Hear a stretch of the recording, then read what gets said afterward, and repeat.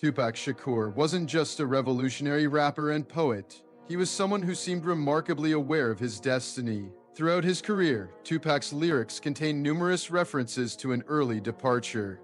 In tracks like If I Die Tonight, he openly contemplated his funeral and legacy, speaking about mortality with unusual clarity. What's particularly notable is that shortly before his passing, Tupac adopted the stage name Machiavelli and created the Don Killuminati, the 7-Day Theory.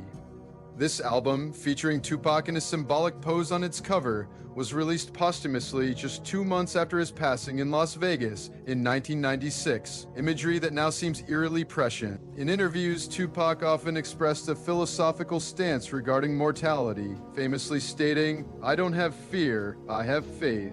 He reportedly told his bodyguard he didn't believe he would make it past 25, the exact age at which he departed. Throughout his career, Tupac lived with this awareness, once commenting that he was living on borrowed time. Perhaps most notable was his final interview, where he said, "I've been shot 5 times, but I'm still breathing. Living on borrowed time, still taking risks."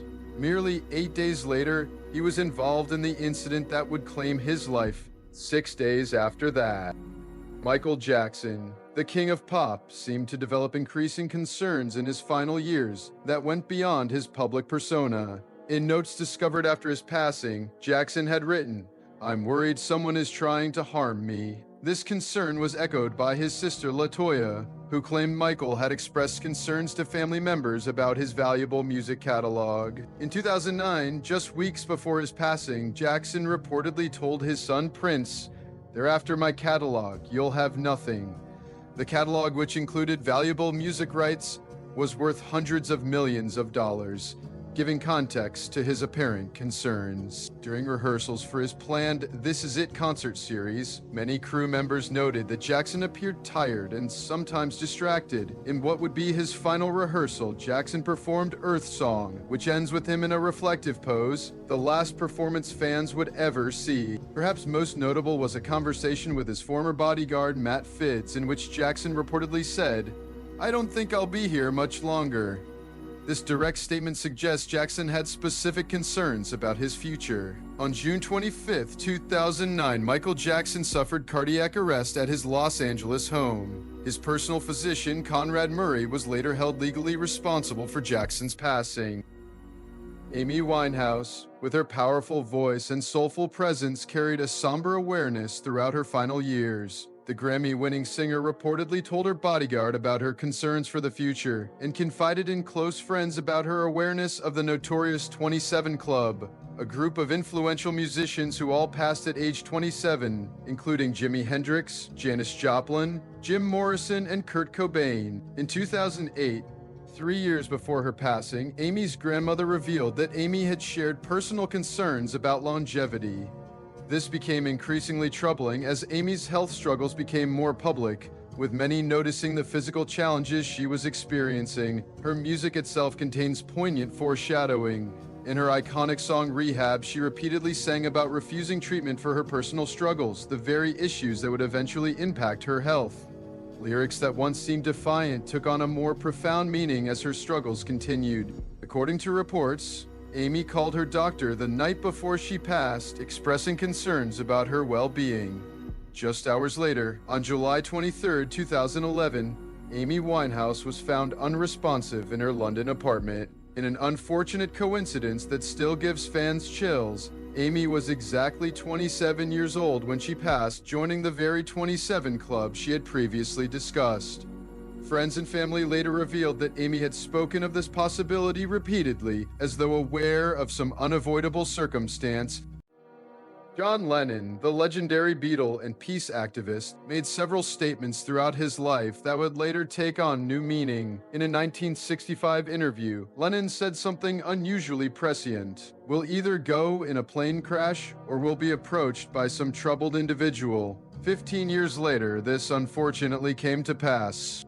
Just months before December 1980, Lennon released his comeback album, Double Fantasy. The album contained tracks that now seem to reflect his thoughts on mortality, including Borrowed Time, where he sang about life's fragility, and Beautiful Boy, featuring the thoughtful line, "Life is what happens to you while you're busy making other plans." The most striking moment came in a 1980 interview with Playboy magazine, published just days before his passing.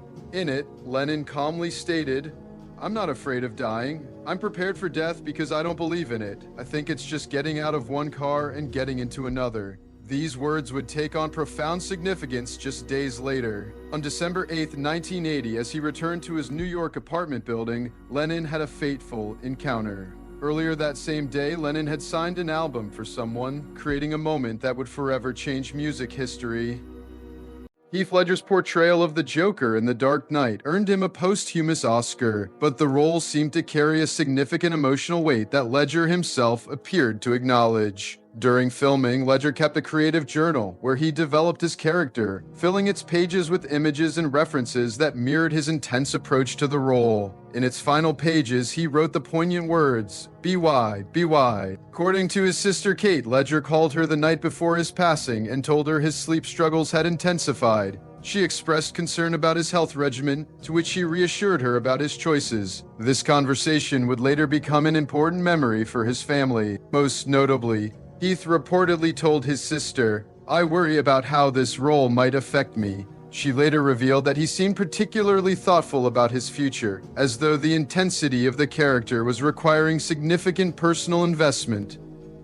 Friends and colleagues noticed Ledger's commitment to the role and increasingly focused behavior during and after filming. Many reported that he seemed deeply connected to the artistic process, even after production wrapped. On January 22, 2008, Ledger was found unresponsive in his Manhattan apartment from an accidental combination of prescription medications.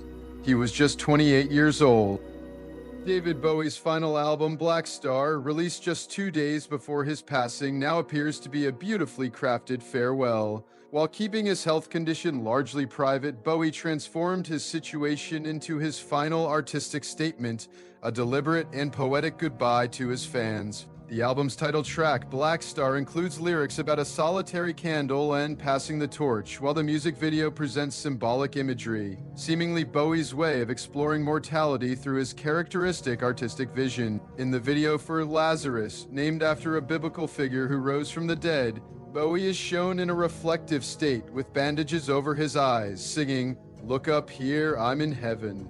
The video ends with Bowie retreating into a dark wardrobe, a powerful metaphor for his journey beyond this life.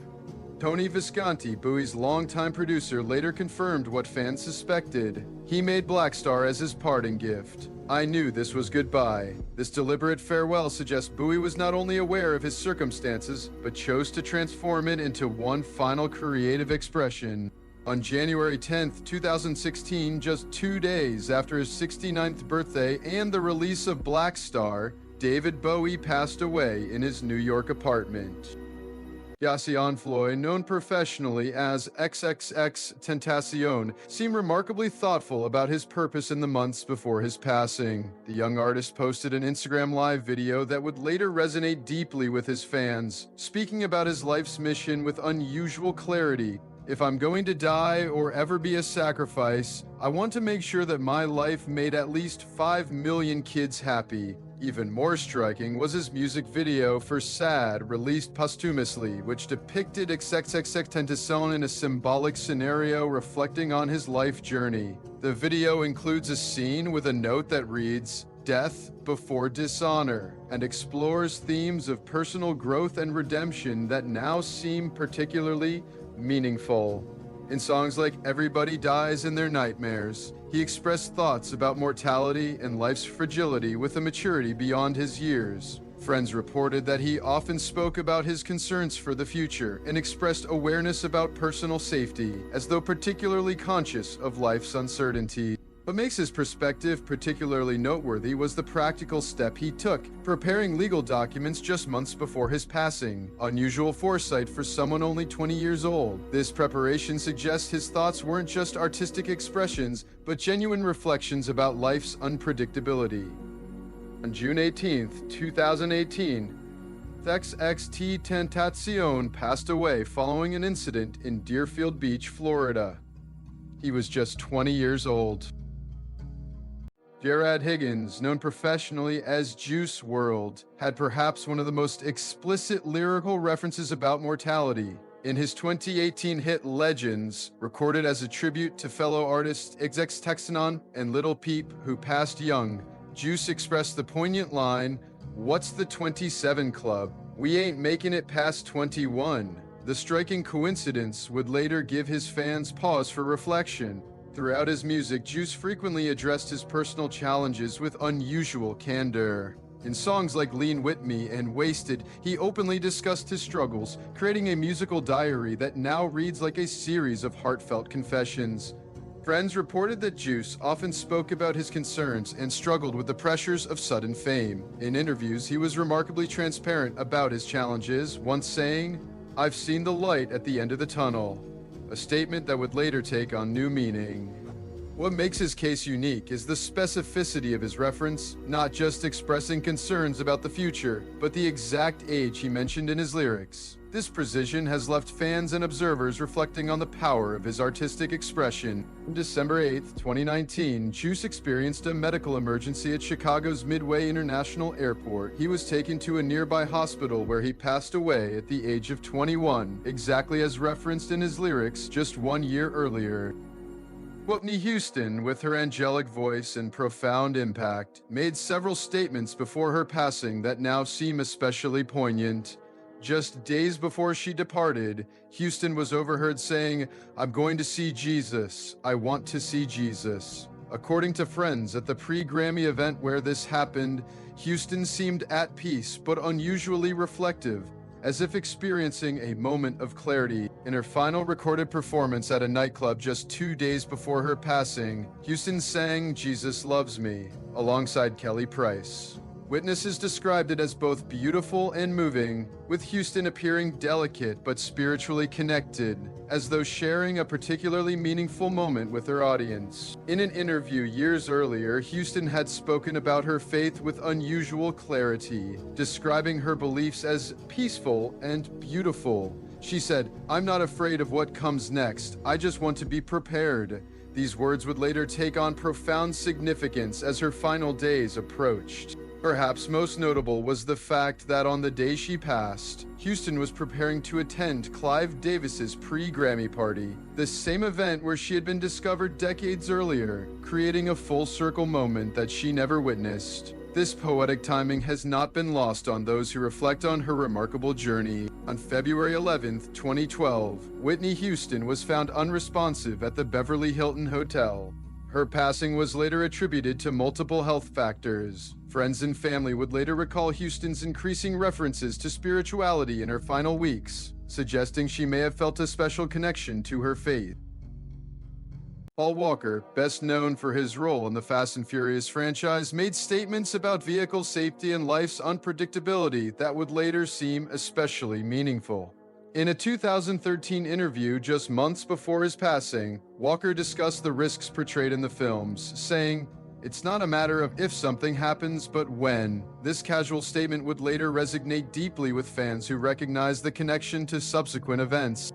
Quote attributed to Walker that circulated after his passing stated, "If one day the speed kills me, do not cry because I was smiling."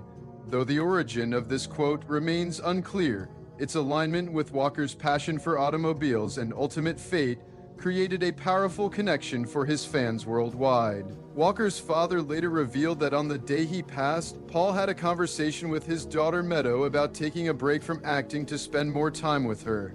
A conversation that suggested he was reflecting on life's priorities and perhaps sensing a need to focus on what truly mattered. In a meaningful coincidence, Walker had been at a charity event for his organization Reach Out Worldwide, which provided aid to victims of natural disasters just before the accident. He was helping others until his final moments, living his values right up to the end. On November 13, 2013, Paul Walker passed away in a vehicle accident while riding as a passenger. Walker was 40 years old.